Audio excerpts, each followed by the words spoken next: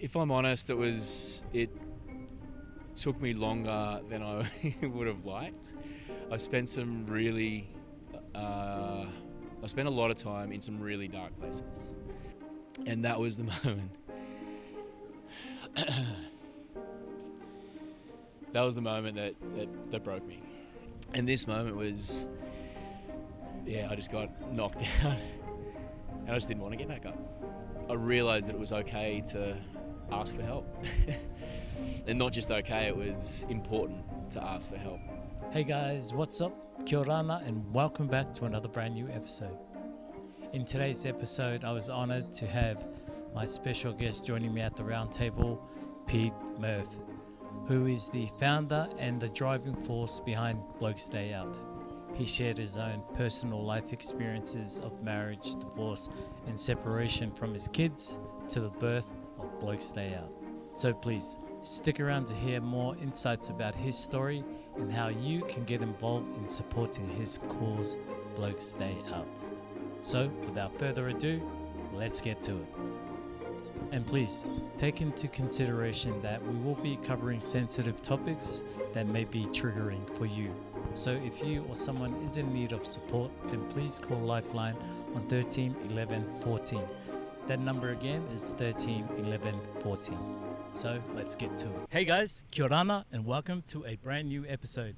Today I'm here at Broad Beach, which is located on the beautiful Gold Coast, and I'm also honoured to have a special guest join me at the round table, Pete Murph, who is the driving force behind Bloke's Day Out, committed to bringing men together in a supportive and social environment. But look, don't just take my word for it. Stick around to hear more as he shares with us the ins and outs of Bloke's Day Out. But before we kick off, as always, the round table symbolizes a safe space where stories are shared, voices heard, and lessons learnt. So, to all the listeners and viewers out there, please pull up a seat and join me on the journey, because every story you hear matters. Pete, welcome to the round table. Thanks so much, brother. I appreciate you. Appreciate the invite. And thank you for also squeezing in the time after a busy day for yourself today. So I do appreciate you joining me today as well. My pleasure. Before we kind of get into the deep end of things, for the listeners and the viewers that may not know who you are, Yep. Can you please share a little bit about yourself and your background? Sure. Pete Murph is my name. I typically go by Murph. I'm a single father of three beautiful children. I am an exercise scientist. I've been in the wellness game for 25 years. I've lived and travelled all over the world, had some really amazing experiences. And over the last few years, I've been through some really heavy challenge, going through a marriage breakup and a lot of challenges that came with that. And so over the last few years, I've been really focused on creating Bloke's Day Out to support men that are going through challenge, not necessarily the same challenge as me, but just any challenge, and creating a community that is there for those men that need it. Because I'm fortunate that I do have a beautiful family and friend network. They're back in Sydney, and so I don't have them here with me, but they're there for me. And so a big part of Bloke's Day Out is to create that community for noisy bikes. A big part of Bloke's Day Out is to create that community for the men that don't have it. Nice. Okay, so you were just talking about the breakup just before. Yep. Can you kind of take us back to that time before the birth of Bloke's Day Out? Sure. So, it's a pretty... I don't know where to start, to be honest. There's a lot. But I moved up to the Gold Coast when my twins were 3 months old. I met my now ex-wife in Bondi. I'm from Sydney originally. And when we fell pregnant, she wanted to be near her family who's on the Gold Coast, so we decided to move up here. So we had the twins in Sydney, and then we came up to the Gold Coast. And for that we got married and we came up here, and for that, I think it was 4 years of marriage. We had another little baby in that time as well. But in that period, it was really just me doing what I thought was the right thing to do as a man, as a dad, was just working, building a business, providing, being there, being the provider for my family. And in that time, not only did I lose my network, but I lost a lot of, I guess, my own values. I was doing things for other people rather than in the way that I wanted to do them. And so then when we did separate, I was in a pretty rough place. I was away from all my network because in that 4 years I was working. I had 2 businesses that I was running, so I was working 15-hour days, seeing my kids when I could, just head down, ass up, not socializing, not creating a network. And so when we separated, I didn't have people around, and it was difficult. And at that time, it was, I lost my home, I lost my job, I lost my business. For a period, I lost access to my children. There were multiple domestic violence claims, so I was in and out of court consistently, trying to fight that and trying to make sure I could hold on to my children. And so that whole time, all the things that were important to me were gone. And that led to me just losing my own self-confidence, my own self-worth, and really just the image of myself. Looking back, I realized that I'd attach my self-worth to the things that I did. I was a father, I was a business owner, I was a personal trainer.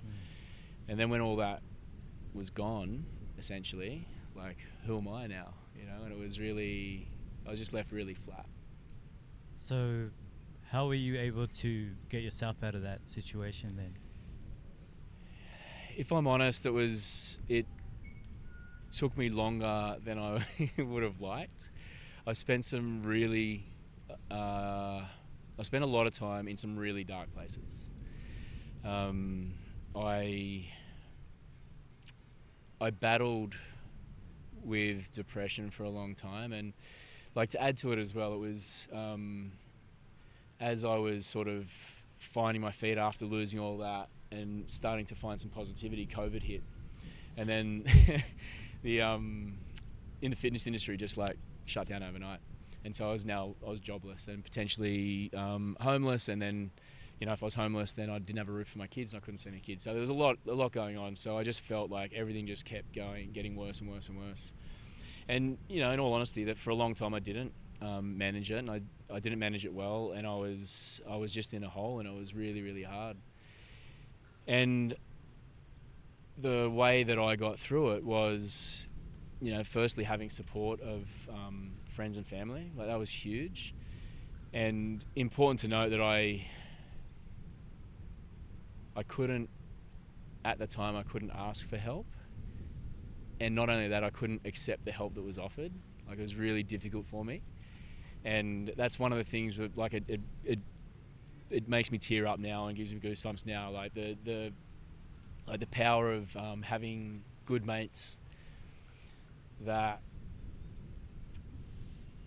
show their love and the support in ways even when you're trying to push it away.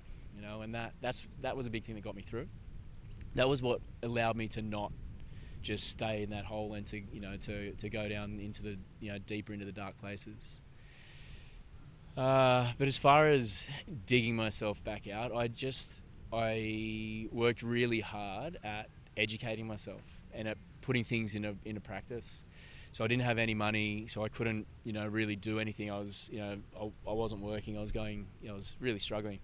But I would read books and listen to podcasts and research whatever I could to find out what are the best things to do to get out of this hole. And like for literally like months and months and months, I was doing things that I didn't even really believe were going to work, but I was desperate. I was desperate, and so I was just like fuck, I've just got to do whatever it takes to get out of this place. And again, it took me a long time, and it was like there were I would go up and then I'd come crashing back down again. I'd go up and come crashing back down again, and that's it's been a journey. So like there was a combination of the emotional battles and the feelings that you were going through and what it led to, but for you to pick yourself up or dig yourself out of the hole that you were in, what inspired Bloke to stay out then? So it was interesting actually. Yeah, it's an interesting story. There's a few pivotal moments that I can reflect on that were like big direction changes in my life at that time. And one of them was a couple of mates that flew up and were there to support me. I can talk about that later if you're interested. But the other one was this. It was a moment where my ex had taken the children away from me, and I was just in a really, really dark place. So I wasn't managing well, and it was really difficult for me. And I had a couple of people that I was speaking to, like guys that my brother Davo, who's just like a beautiful man, and he's gone through similar challenges, and he's just a beautiful communicator, and another guy, Steve from Dads in Distress. These are the guys that sort of ring when I wanted advice. And there was this moment where I rang the police and said, hey, I should have access to my kids. My ex has taken them from me. What do I do? And they're like, look, it's not our job. You have to go to family court. I'm like, family court says that I'm supposed to have my kids. Like, I don't have any money to go to court. And the police officer said, go and get them. And I said, what do you mean? He said, like, they're at kindergarten at the time. And they said, they're at kindergarten. And I'm like, yeah, they're at kindergarten. He's like, just go and get them. And I said, so if I just rock up there and I grab my kids, the police won't do anything? He said, no, like you're as legally entitled to the kids as she is. Do it. And for me as a father that was so desperate to see my kids, they sounded like the best thing in the world. I was like, fuck yeah, like I can just get my kids back. And fortunately, I spoke to some people that were in a better mental state than me. And they said, no, that's not the best way to do this. What happens then? It's going to create more conflict. It's going to look bad down the track when, if you do have to go to court. There's all these things. And the importance of that was I made the decision not to do what I really fucking wanted to do, which is go and get my kids.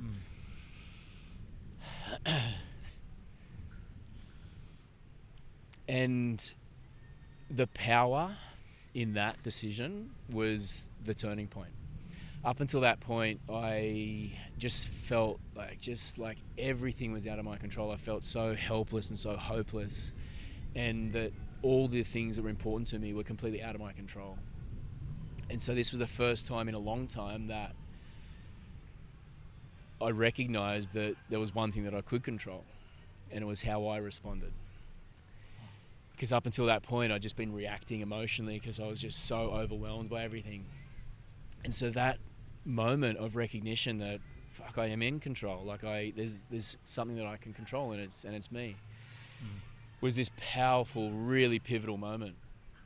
And it absolutely changed my headspace at that time. And literally, like, I drove home. I remember, like, because it was a Friday that this all happened, and I remember driving home just in a completely different mood because I was like, fuck, like there's, I'm not completely out of control. There's one thing that I can control. And I got home, and that's what inspired me to sort of get into men's work, was because the men that I spoke to were there for me when I needed it the most. And through their experience, they guided me down a pathway that ended up being the best pathway. And I wouldn't have chosen that if I didn't have these guys to show the way. And so this is where the story sort of gets pretty it starts to get a bit full on. But that was like, I actually started, I thought, this is what I'm going to do. I really, I've got support. There's men out there that don't have support. There's men that don't know that there's support out there. Like, I want to create a place where men can ring and come and have that guidance and that support. And it was the most positive I'd been in months and months and months. So I went home, like, I decided on a name, I got the website, I was like really pumped.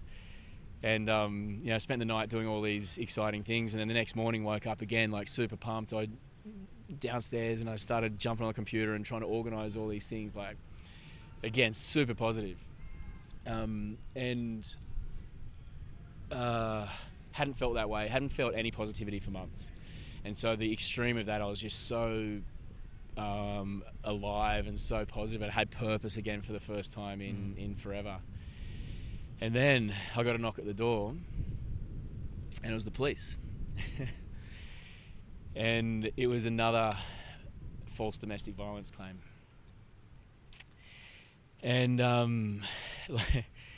can laugh about it now, but it was like, I was so pumped and so hyped that I answered the door in my undies. Like, I wasn't even paying attention. I was just so in such a positive vibe. Heard a knock at the door, opened the door in my undies, and it's the police. And I was like, fuck.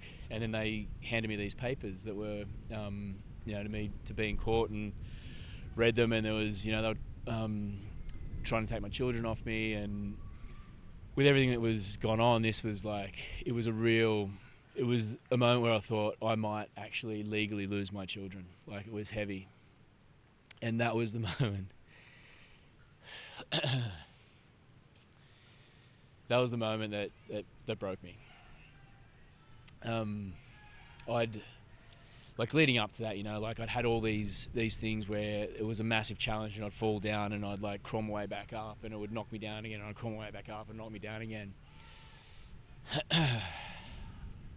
And this moment was, I just got knocked down, and I just didn't want to get back up. Literally and metaphorically, I just didn't want to get back up. Like, I remember, as the police, the police were actually amazing. They were really supportive, and they really understood where I was coming from, and that it was an unfair situation, and there was nothing they could do. The orders were there, but after, like, speaking to them for I don't even know how long, and me, I was just an absolute mess.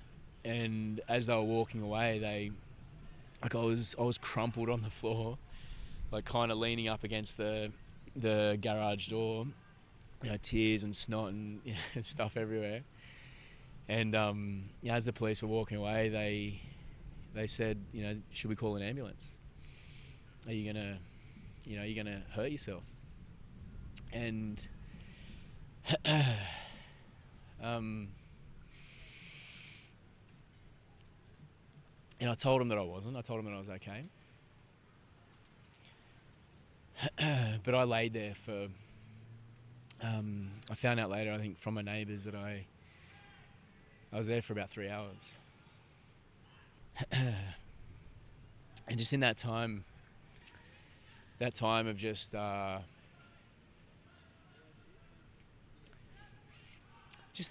thinking about everything that had happened, and no matter what I did, I just kept getting knocked down again. And so I just lay there, and I really did feel completely hopeless and completely helpless, and there was no point. There was no point in ever getting up again. I'd gotten up every other time, and something else kept coming.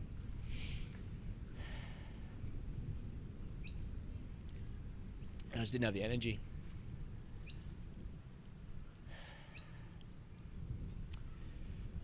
So that was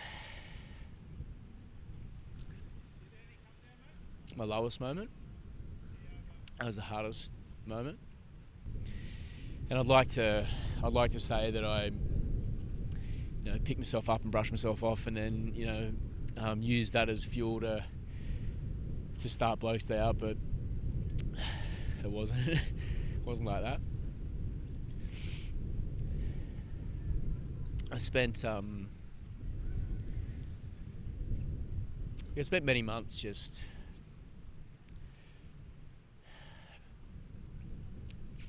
feeling sorry for myself and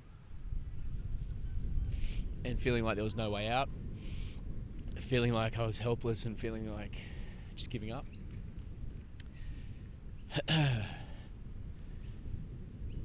And through that time,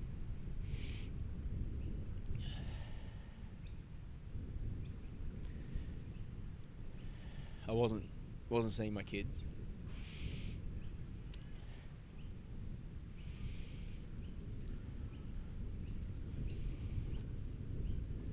And yeah, that was the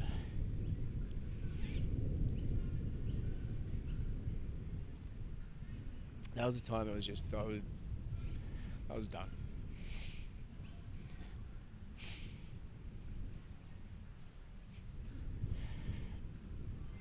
I was ready to give up.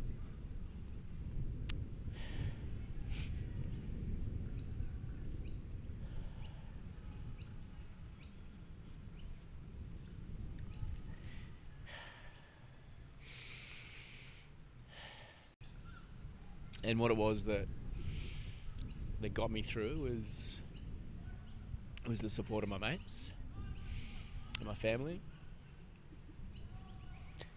And I spoke before about a few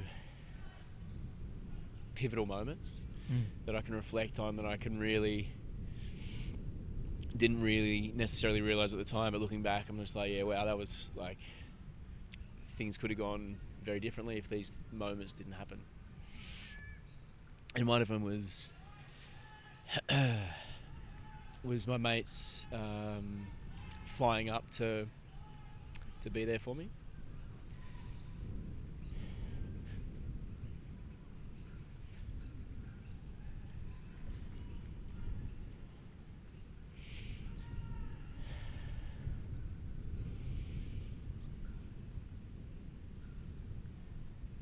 And it's hard for me to talk about still now, for a few reasons, because You don't have to go there. that's okay. I'm good. Thank you though. But yeah, for a few reasons, it's firstly just because I'm like just so grateful to have those men in my life, but also just the what could have happened. Yeah, if they didn't show up the way they did, I was heading down a pretty bad pathway. And there's still shame around that, and I know that like I have compassion for myself about what I went through, but I still do feel shame around not managing and not coping, and being ready to give up. So that's why it still is hard for me to talk about now. That's stuff that I'm working through and stuff that I'm getting better at as well. But back to the point. So these mates, Link and Burnsy, at separate times I was speaking to them on the phone, and then both of them just said, "Hey, bro, you're not okay." And I, again, like not being willing or ready to accept help, they said, "Man, you don't sound okay, like we're going to fly up." And I told them not to. I said, no, I'm fine. And they both separately just thought, fuck it, like he's not okay, we're going to fly up. And so they did. They booked a hotel near where I was living and flew up, and they just said, look, this is where we're going to be, no pressure, we're going to be here from this date to this date, there's a bed there if you want it, just come. You can, when we get there, we can talk about what you're going through or not. I've known these guys for 35 years, so there's a lot for us to talk about. And that moment of, or that weekend of me reconnecting with mates that I'd known forever, and that feeling that support and that love, and the masculine friendship, it was just really, really powerful, and it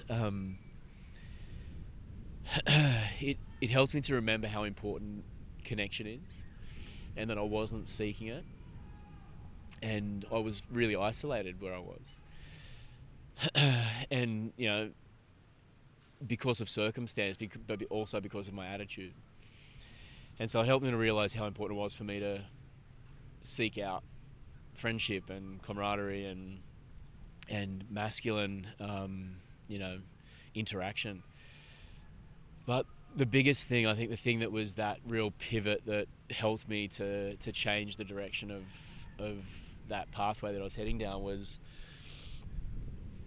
I realized that it was okay to ask for help. And not just okay, it was important to ask for help. Because up until that time, I just, because I really had a belief that I'd failed at everything. I'd lost everything that was important to me, so I was a failure. And so asking for support was just another failure. And until I had that moment with Lincoln Burnsy that just showed me how loved I was, and how there were people out there that wanted to support me and wanted to help me. And it's not a weakness, it's not a failure, it's a strength to be able to reach out and accept that help. And so that, again, changed that pathway, and I became better at accepting the help that was offered and asking for help when I needed it.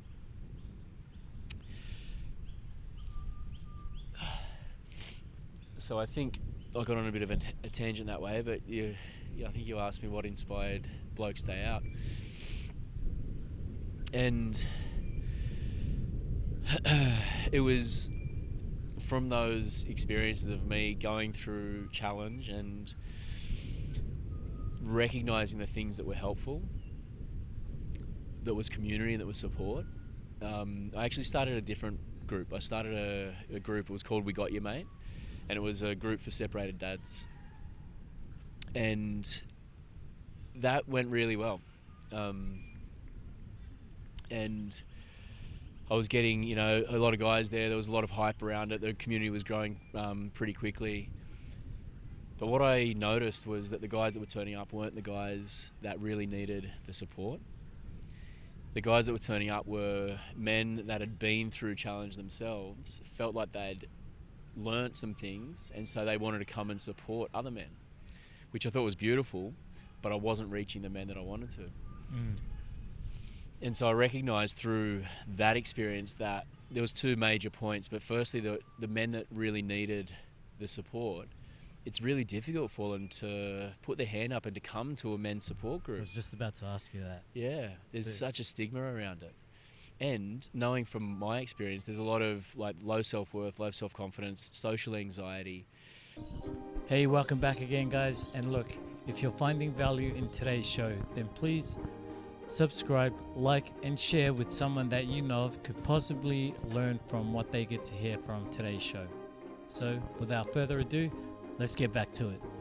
Unwillingness to put yourself out there, and with that stigma of men not able to ask for help and to show weakness, so many men just weren't in the position to do it. And so with that in mind, and with the fact that there were so many men that were willing to help other men, I found that so inspiring and so beautiful as well. So I created Bloke Stay Out with those two things in mind. I wanted to make it easier for men to turn up. So I wanted to reduce the friction. I wanted to reduce the resistance. So instead of a men's support group, it's a place where we go surfing and we go wakeboarding and we do cool shit.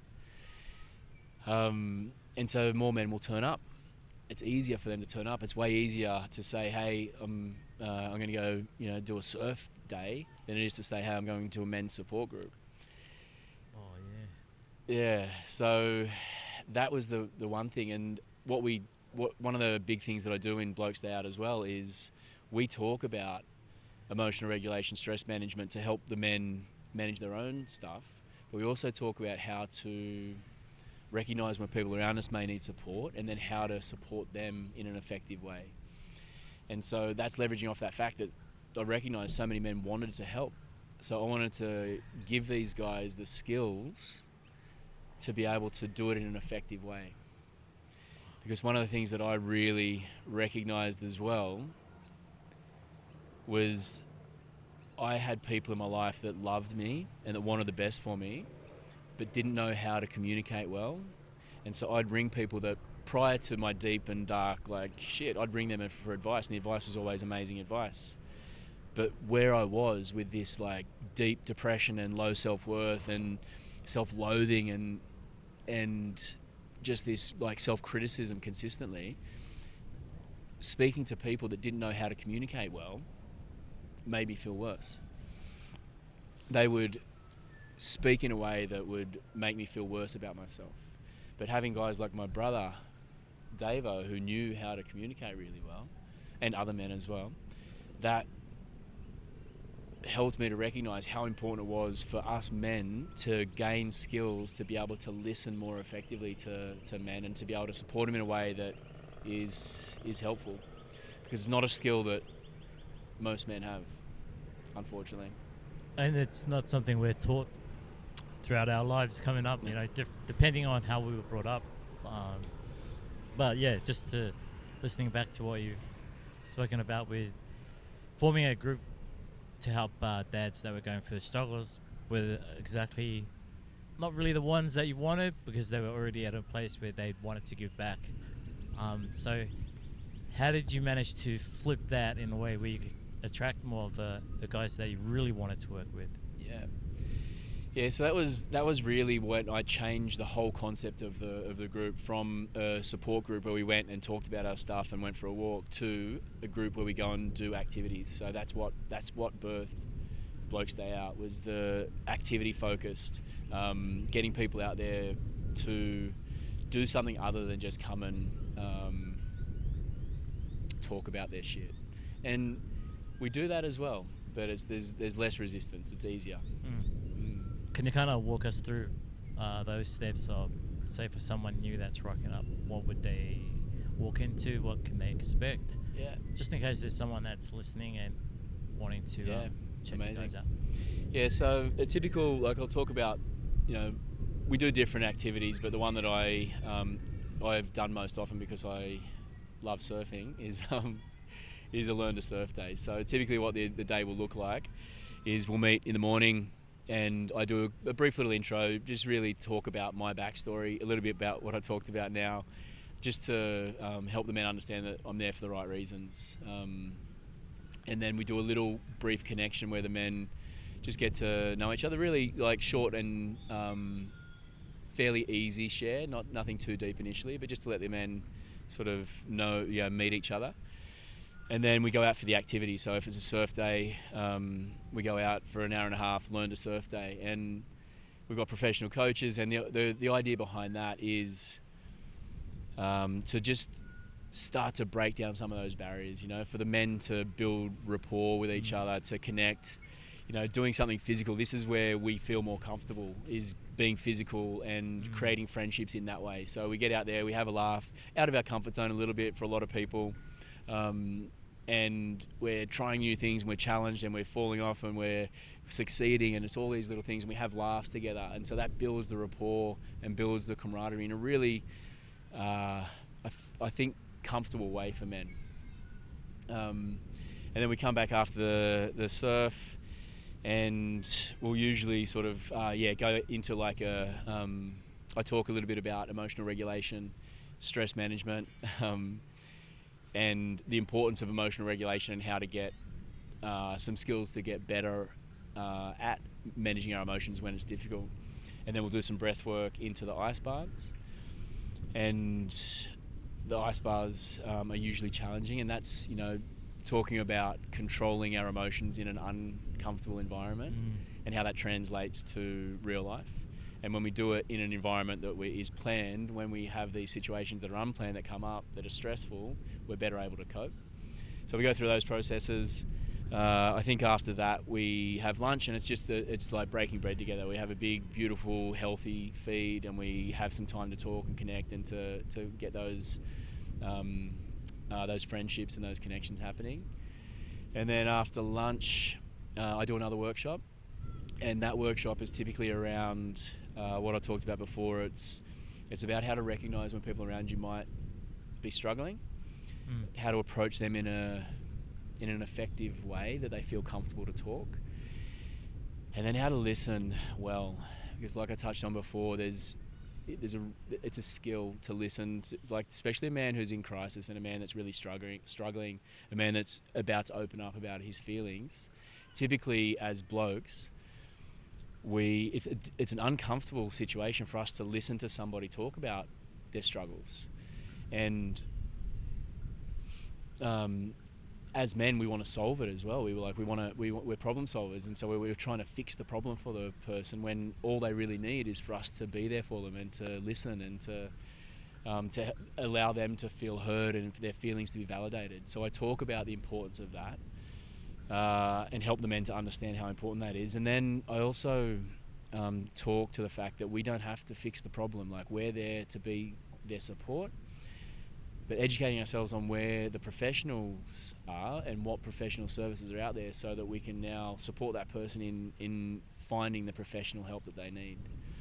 And so the idea behind that is, if I get 20 men to come to an event, that each of those 20 men learns the skills to be able to support the people around them, and those 20 men help 10 men, and that's 200 men.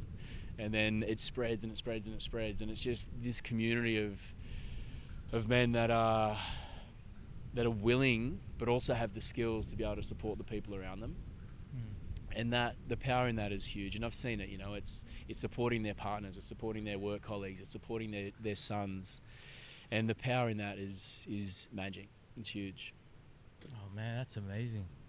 What are some of the success stories that you've had with some of the blokes that have come? There's a few. It's hard to nail down. It's hard to nail down, but I guess there's, I just feel so privileged there's men that I've heard, there's more than a few men that have said to me, Murph, if it wasn't for you, my kids wouldn't have a dad. It's fucking powerful, man. And I'm not a fucking guru, man. Like, I've learnt this stuff like on the fly, and there's people out there a lot more skillful and knowledgeable and trained in this than I am. But like, I'm proud of the fact that I've created a space where men feel comfortable to come and to talk and to share. I guess another success story, there's huge success stories, but because I think an important thing to note as well is that my struggles have been around divorce and custody and those issues, but not all the men that are in the community are separated. There's a lot of men that are happily married, and men that are married and going through challenge. And I guess this is a personal success story, and I don't mean it's me, but I mean it's personal for me because it's not your typical thing. But I see men grow throughout the community, because there's a lot of men that come and return and come back to all the events. And at first, I've had men that have said, look, I almost feel like a fraud being here because I have a good business, I'm happily married, my kids are amazing. And early on, I'm like, I have conversation with them to help them know that them being there is just important as every other man, because we all go through challenges. They're all different. But then I've watched these men go through the progression of realizing that, you know what, fuck, I do have some really deep and heavy challenges that I'm facing, and they haven't recognized them in themselves. But through this process of seeing other men share and other men open up about these things, there's been some things that have just been cracked open that I've just like, wow, I had no idea that was even there, and they didn't either, or they didn't recognize how much it was impacting their life. So that's like, I see those success stories of men being more open to their own growth and their own introspection and reflection and understanding what's going on, and then like moving down that pathway for themselves. That's really powerful for me. Wow. So how long have you guys been running the Bloke's Day Out now? I've been doing it, to be honest, I'm not super sure. I think it's about 3 or 4 years. And it's sort of on and off for 3 and 4 years because of my capacity. You know, I've been really limited with my capacity.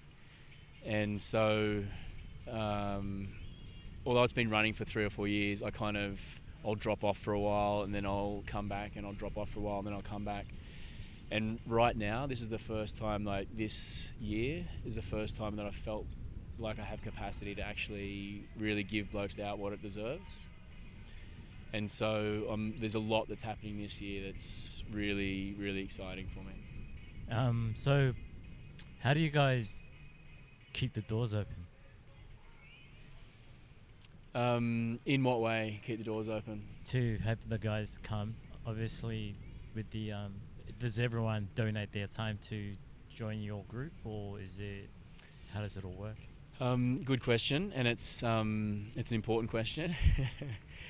Because, you know, I mentioned before that I've gotten better at asking for help. Up until the start of this year, it's been all me.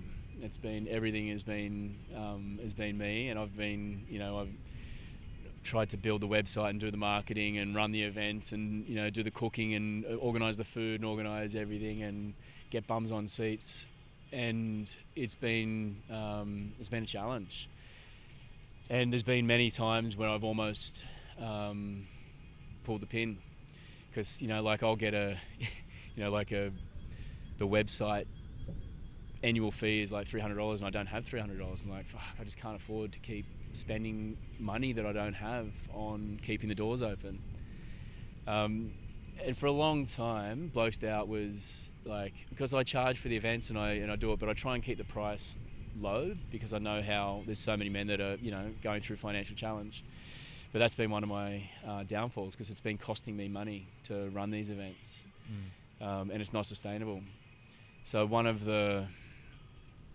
so I guess the answer to that question, the way I've been keeping the doors open, is not a healthy way. It's been taking a lot of me, physically, mentally, emotionally, financially, and fortunately, I've had people that have helped me to recognise the importance of asking for help. And so that's where this new direction is coming from, is me actually asking for support and recognising I can't do it alone. Well, you guys out there in the Gold Coast community, please get behind Pete and help him in his cause, so he can help out maybe family members that you guys have been noticing been struggling with their own mental health. So please get behind Pete. Check out Bloke's Day Out. Before we kind of get towards wrapping up, what do you want the viewers to take away, and our listeners to take away from today's discussion?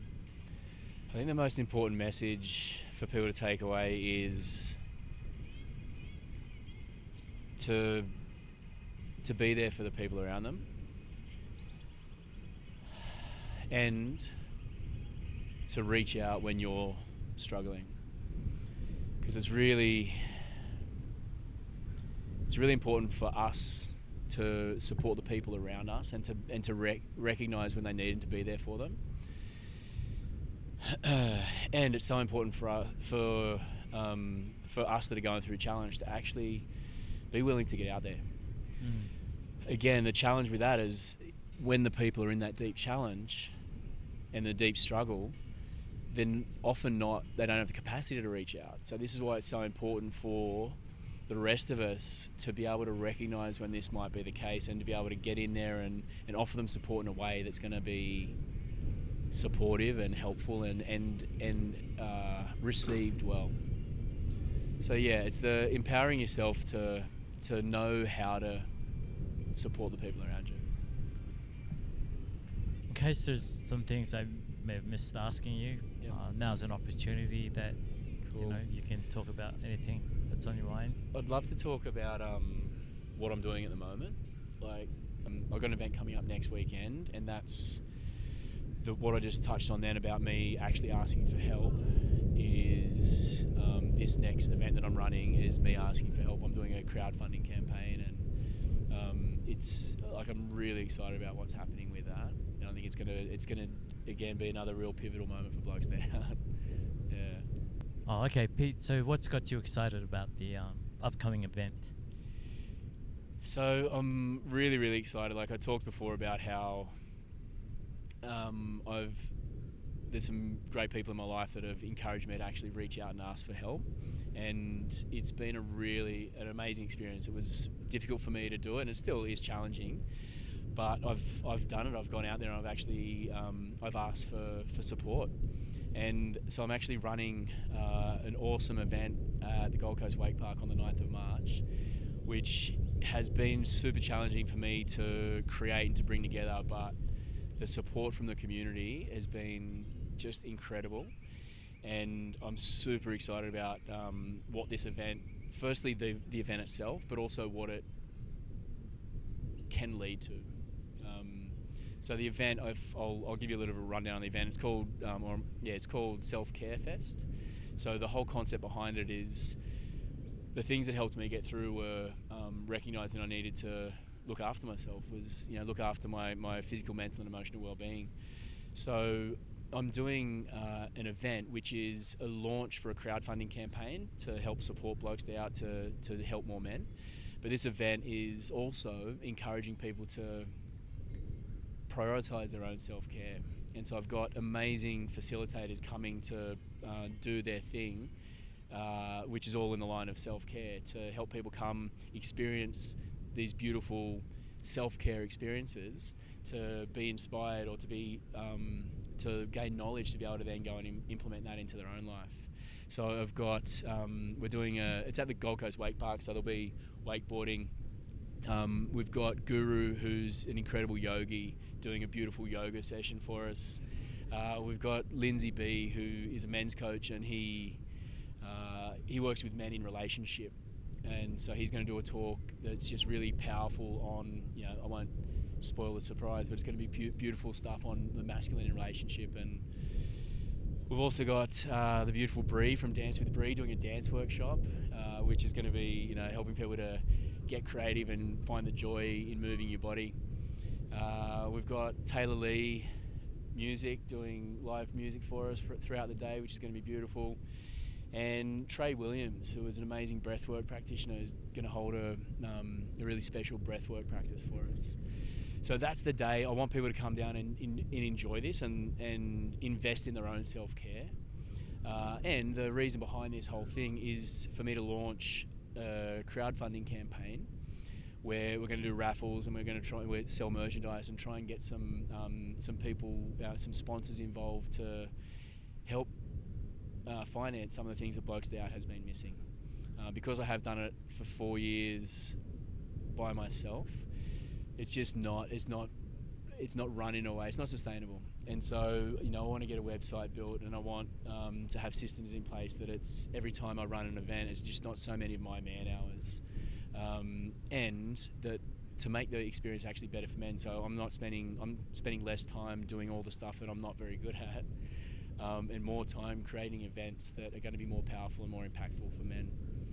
So it's Self-Care Fest. It's on the 9th of March. It's at the Gold Coast Wake Park. There's I'll send you some links to get those tickets, and I really just want people to come and share the love, share the importance of self-care, and support Blokes Day Out while they're doing it. What time is it?